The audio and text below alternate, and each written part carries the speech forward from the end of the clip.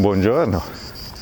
No, non sono ripartito per Santiago, sono sopra Genova nel parco delle Mura dei Forti, dove mi sono allenato prima di partire per il cammino e volevo condividere alcune considerazioni a qualche settimana dall'arrivo. A dopo!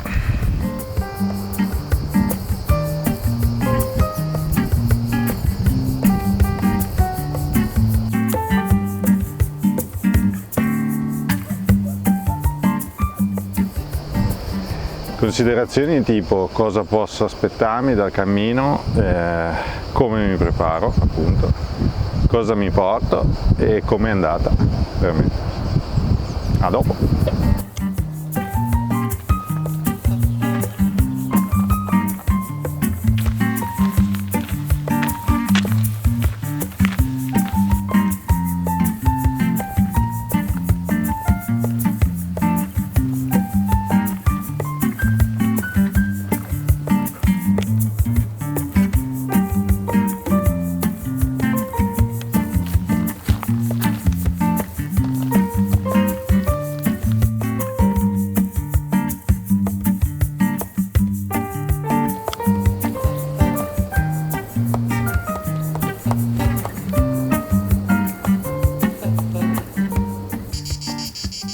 Perché si decide di partire e cosa ci si può aspettare dal cammino?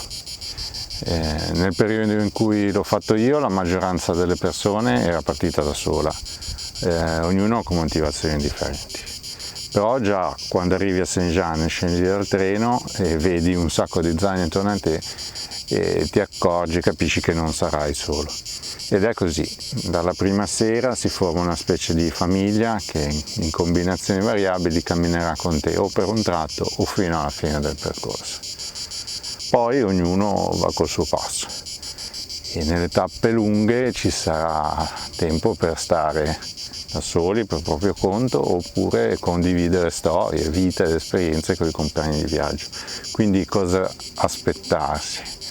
La possibilità appunto di stare da soli sapendo che comunque non lo sei e l'incredibile apertura che trovi negli altri, ben oltre anche le barriere linguistiche, e nel giro di qualche giorno diventeranno come amici di lunghissima data. Ci sarà del tempo per pensare e per condividere, per confrontarsi, ascoltare storie e raccontare le proprie. E le emozioni si alterneranno tra gioia, tristezza, entusiasmo, senso di colpa per aver lasciato casa per così tanto tempo, però è normale, è giusto così e probabilmente ci sarà molte lacrime, di gioia anche.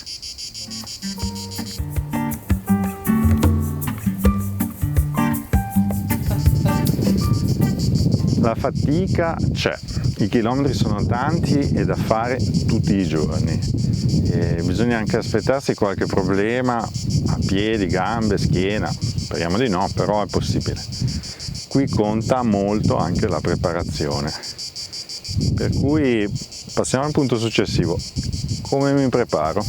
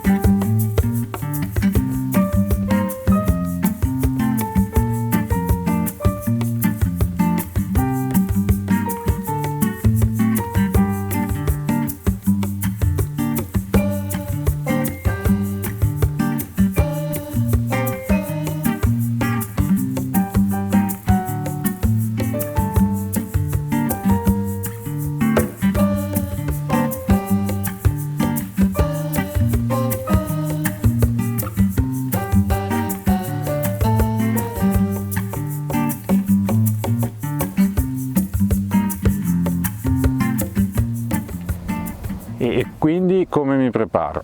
Allora, se siete degli sportivi dal punto di vista fisico non avrete problemi. Io sono un po' più sedentario, quindi Ho cominciato 3 mesi prima di partire a venire qui ai Forti, allungando progressivamente le uscite e concatenando strade e sentieri fino a fare percorsi di circa 18-20 km. Dato che siamo a Genova, salite e discese non mancano. Lo zaino l'ho caricato progressivamente fino al peso a regime di circa 8 kg.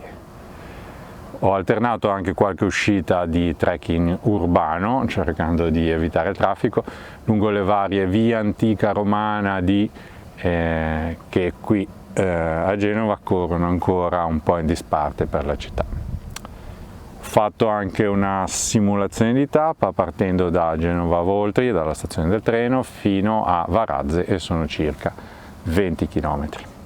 Poi le tappe, ovviamente quelle vere, sono state tutte un po' più lunghe, fino a 30, ed è importantissimo ascoltare il proprio corpo e non forzare troppo, perché il giorno dopo si cammina di nuovo.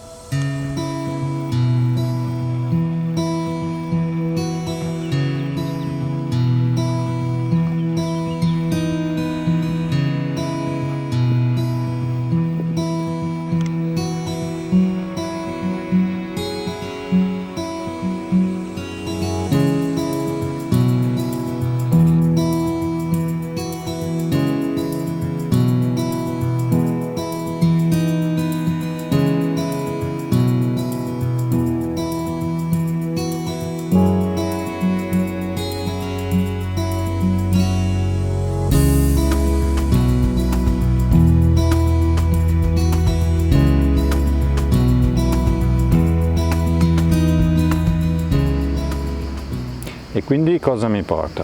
Allora, il consiglio principale è meno possibile. Ogni cosa, ogni etto che metti nello zaino te lo camalli, te lo porti con te per 800 km. È fondamentale la scelta delle scarpe, che però è personale. Per tarda primavera ed estate eviterei il Gore-Tex per una maggiore traspirabilità. E poi calzini tecnici da trekking o da running, in modo da limitare le vesciche, e provarli anche un bel po' prima. Vietato partire con le scarpe nuove. Per il resto il minimo indispensabile, anche a seconda della stagione. Io vi metto in descrizione cosa avevo. Sono partito a fine maggio, tornato a fine giugno e ho usato praticamente tutto. Per quanto riguarda i bastoncini, sono utili specialmente in discesa, e io li ho usati giù dai Pirenei e dalle altre 2 discesone che ci sono, e possono servire per alleggerire un po' il carico sulle gambe. Da notare che non si possono portare come bagagliamano in aereo. E a proposito di aereo, il mio zaino andava bene come bagagliamano a EasyJet, ma non a Ryanair, quindi attenzione, verificate bene dimensioni e possibilità che la compagnia aerea che userete vi dà. Da sottolineare che il cammino non avviene nel deserto, anche se ci sono qualche tratto un po' caldo, ma ogni 5-10 km c'è un paese, una città piccola o anche grande, per cui c'è abbondanza di negozi, farmacie e negozi sportivi. Per cui se serve qualcosa, ci rendiamo conto che non abbiamo portato una cosa necessaria, la possiamo sempre comprare lì. Idem per il cibo, non serve portarsi grandi scorte, basta avere una banana e una borraccia piena d'acqua, 2 quando si attraversano le mesetas tra Burgos e León. E quindi com'è andata?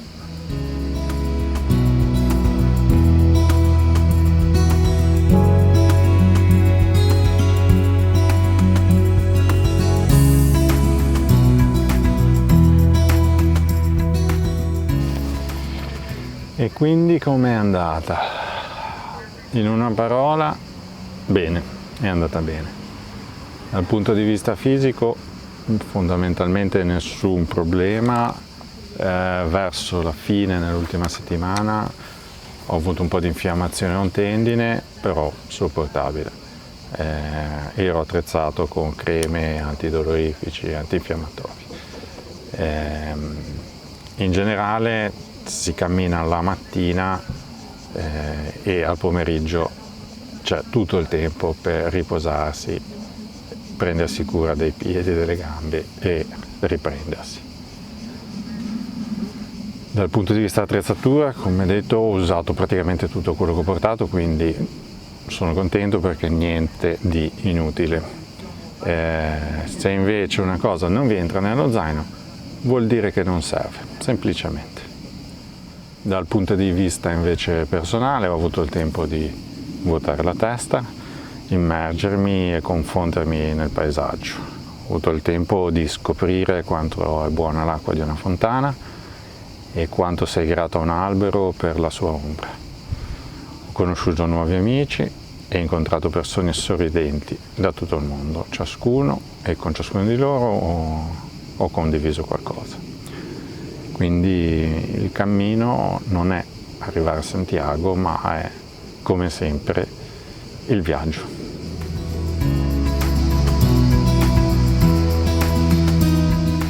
Grazie per aver visto il video fin qua e se volete lasciate un commento. Alla prossima!